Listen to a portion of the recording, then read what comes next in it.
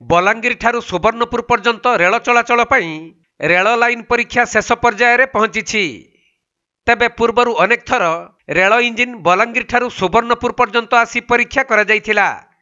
आउ एबे Subarnapur सहरर rail platform कार्य शेष हेबा परे आज शेष थर पई रेल इंजिन सहित प्राय 10टी रेल बगी आसी सुवर्णपुर रे पहुंची।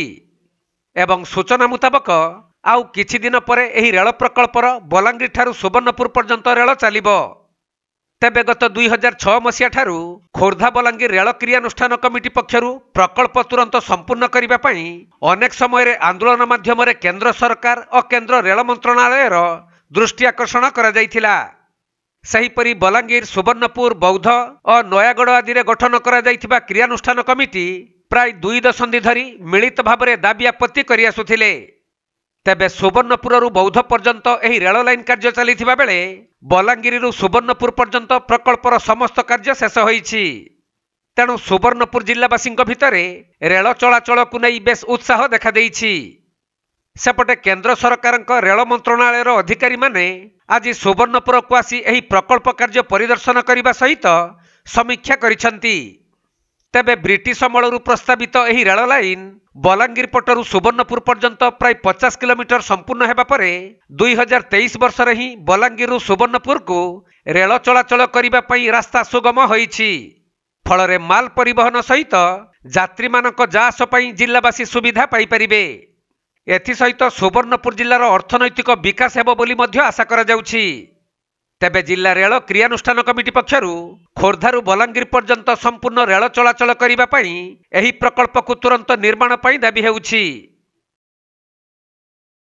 निश्चित भाव में सुवर्णपुर वासी गोटे खुशी दिन दीर्घ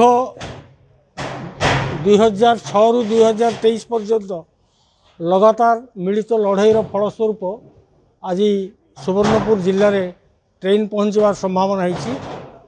1945 मसीहार रेलवे प्रोजेक्ट बीएनआर प्रोजेक्ट आज ईस्ट कोस्ट रेलवे रे 2023 रे डिसेम्बर मासरे बलांगीर ठारू सोनपुर शटल ट्रेन चलो। यहाँ बड़ खुशी कथा।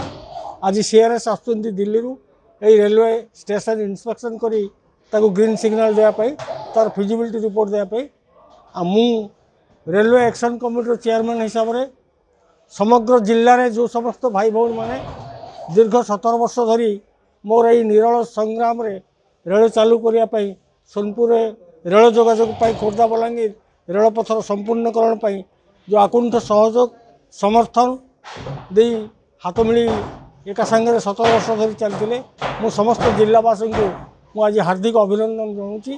ता सहित रेल विभाग केंद्र रेल मंत्री east coast railway general manager एवं ईस्ट कोस्ट रेलर डीआरएम कॉमर्स सहित समस्त रेल कर्मचारी को यही रेल लाइन निर्माण कार्य आहुरी त्वरान्वित करी खोर्धा ठारू बलांगीर 2024 मसीहा भितर रेल चलाचल करने सुगम रास्ता खोलिया दृढ़ दाबी करुच्ची। या सहित आम दीर्घ गत 7 नवेम्बर रु रेल दफ्तर को दाबी कर सोनपुर जो बुकिंग काउंटर थिला ताको स्थानांतरित रेलवे स्टेशन को नक urban booking counter reservation booking counter को चालू रखापी जो दाबी कर आज पुणी से दाबी को पुनर्बार दोहराऊँगी।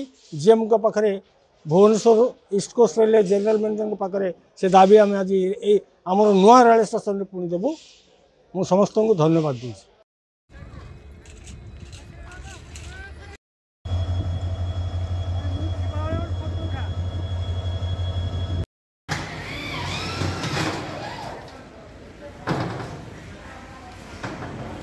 सुवर्णपुर जिला प्रतिनिधि पीताम्बर महापात्र रिपोर्ट कोणार्क लाइव।